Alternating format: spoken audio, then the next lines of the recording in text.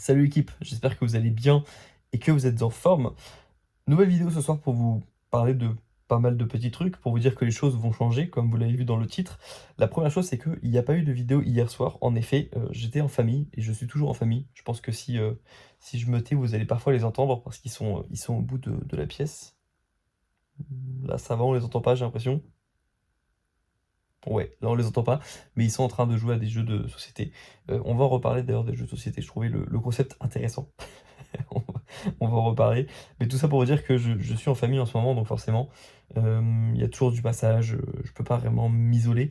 Même si c'est un truc que je fais, que je fais chaque jour, je trouve toujours des moments pour m'isoler, parce que c'est important pour moi et parce que sinon je suis pas, j'ai pas une bonne énergie quand je passe trop de temps à la donner à tout le monde, mon énergie. Et le moment où j'ai, l'énergie la plus saine à donner, la plus positive à donner, c'est lorsque je m'en suis gardé une partie pour moi et que j'ai pris le temps de faire des balades et que je me suis, je me suis baladé avec mes propres pensées et que voilà, que j'ai fait, des actions classiques d'un mec un peu introverti. Parce que je suis un mélange entre introverti et extraverti et j'ai plutôt besoin de me ressourcer, seul. Enfin, c'est en étant seul que je me ressource le plus et parfois, avec certaines personnes, certains individus, je peux avoir plus d'énergie après une discussion qu'avant, mais la plupart du temps, je me recharge lorsque je suis seul. Et c'est pour moi la différence entre un introverti et un extraverti. Un introverti se recharge seul et un extraverti se recharge avec d'autres personnes. Moi, je me recharge plutôt seul. Donc, ma famille le sait maintenant, hein. Ils savent que j'ai besoin de m'isoler pour être bien et ils m'en veulent pas. Enfin, ils savent que c'est comme ça que je fonctionne, donc c'est cool. Et donc, depuis quelques jours, ben forcément, il y a du passage à la maison. Moi, je prévois les prochaines vidéos sur la chaîne principale et je tourne quelques clips comme ça de temps en temps. Lorsqu'on fait un foot, lorsque je peux prendre un petit peu de temps pour être seul. Mais voilà, vous inquiétez pas, enfin vous inquiétez pas. Qui s'inquiète lorsque je publie pas une vidéo?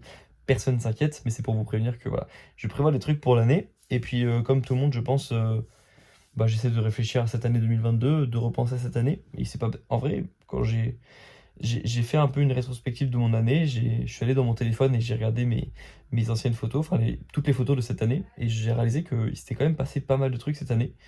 Et je pense que je suis assez fier de moi. Je pense que j'ai pris pas mal de risques, que j'ai fait des choses qui me faisaient peur, qui me challengeaient, j'aurais pu rester confortable en faisant toujours le même type de vidéo. Et le fait de lancer un podcast, le fait d'aller démarcher des youtubeurs pour aller tourner des podcasts directement dans leur studio ou de prendre le train. Vous savez, lorsque j'ai parlé beaucoup de la train life dans ma vie, sur ma chaîne principale, il y avait une époque où je dormais que quelques nuits chez moi par mois. Enfin, il pouvait m'arriver de dormir une nuit chez moi sur 15 jours parce que j'étais toujours dans les trains à tourner des podcasts à droite à gauche. Et donc, ça, je dirais que je suis assez fier de moi. Et ouais, en vrai, qu'est-ce que j'ai fait? J'ai fait un podcast, j'ai lancé un podcast, une vingtaine d'épisodes. J'ai appris beaucoup de choses sur le son, sur l'audio, sur le fait de lancer un podcast sur les plateformes de streaming, etc. Apprendre à interviewer une personne, à écouter une personne, c'était pas évident non plus. Et puis, ensuite, le nombre de personnes que j'ai rencontrées cette année, c'est fou. Donc le fait d'aller à la rencontre de personnes, de pas rester simplement dans ma bulle à moi et de rencontrer d'autres youtubeurs, c'était trop bien. J'ai rencontré un nombre incalculable de youtubeurs. J'ai un réseau fou pour un gars de 140 000 abonnés sur YouTube. Je pense que j'ai le, j'ai le meilleur réseau pour un youtubeur de cette taille-là. Donc c'est assez fou. Et ça, j'étais assez fier. Et puis même pour toutes les choses que j'ai pas montrées sur YouTube, mais où je me suis challengé, où j'ai fait malgré la peur d'agir, malgré des insécurités, des complexes et des appréhensions. J'ai fait plein de trucs comme ça, dans l'ombre, qui m'ont fait me sentir bien et qui ont augmenté ma confiance en moi et amélioré mon estime de moi.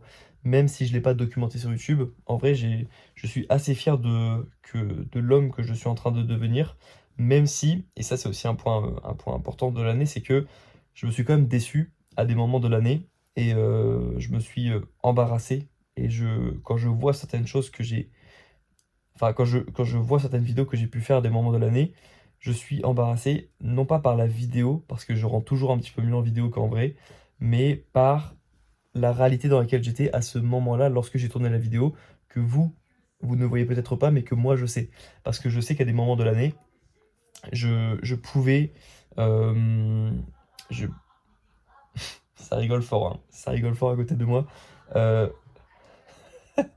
je sais qu'il y a des moments de l'année où euh, j'étais pas forcément très fier de qui j'ai... Comment dire? Je pense juste que je peux faire mieux. Je pense juste que je peux faire mieux et que, il y a des moments où j'aurais pu être, un peu plus, strict avec moi-même ou avec, d'autres personnes, des actes d'autres personnes dans ma vie et que j'aurais pu, faire remarquer des choses plus vite à ces personnes et moi-même j'aurais pu, je pense, avoir plus d'attentes de moi-même, même si j'en ai déjà beaucoup. Mais voilà, je pense qu'on peut toujours un peu, attendre plus de soi-même et si ça vous fait du bien de ne pas avoir d'attentes de vous-même, bah, essayez de ne pas rentrer dans cette dynamique d'avoir toujours des attentes de vous-même. Mais moi, je peux pas m'empêcher. Je peux pas m'en empêcher, j'ai besoin d'attendre des choses de moi, parce que je sais que lorsque je n'attends rien de moi et que j'ai pas de poids sur les épaules, c'est pas bien. Pour moi, c'est pas bien. Donc si vous voulez pas de poids sur les épaules, n'en prenez pas, mais moi j'ai besoin d'en avoir. Donc voilà, faites, par rapport à vous. Mais, hem, mais voilà, c'était une bonne année 2022. 2023, ça fait toujours un petit peu bizarre parce que je me rappelle encore très bien de 2020. Et déjà, j'étais surpris d'à quelle vitesse 2021 était arrivé. Et là, je vois qu'on est en 2023. Et, et ouais, je dirais pas que j'ai jamais eu trop peur du temps qui passe, même si la mort, pour moi, c'est la meilleure motivation. Mais c'est vrai que cette année et les années qui vont suivre, je pense que c'est les années où je vais vraiment réaliser à quel point le temps est passé. Parce que quand j'entends les discussions de mes potes qui parlent déjà d'avoir des enfants pour certains, de se marier pour d'autres, quand je vois les cheveux blancs de des membres de ma famille, c'est des rappels en fait. C'est des rappels, mais je trouve que j'ai beaucoup plus de rappels maintenant dans mon entourage, que le temps passe.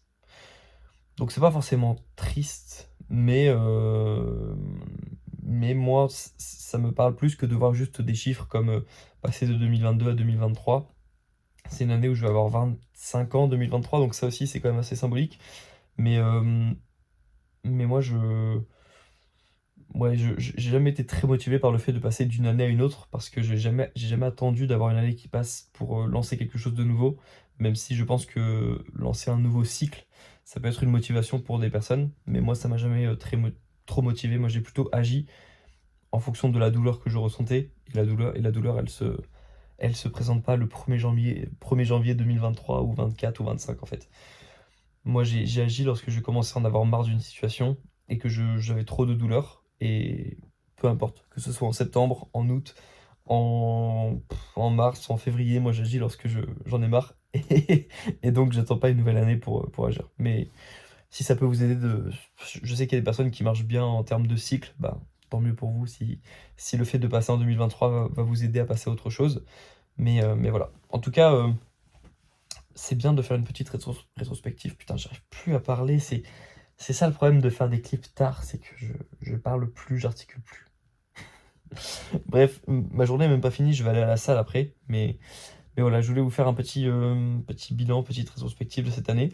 Demain, je vous ferai un petit clip, soit pendant mon jour de l'an, avec les amis, un petit extrait de quand on souhaitera bonne année, ou juste avant ou juste après, ou alors un extrait de quand je cours avant d'aller à la soirée, parce que j'aime bien courir avant les soirées un peu comme ça, où on mange beaucoup et où on passe beaucoup de temps assis, parce que sinon je me sens un petit peu enfermé dans ces soirées.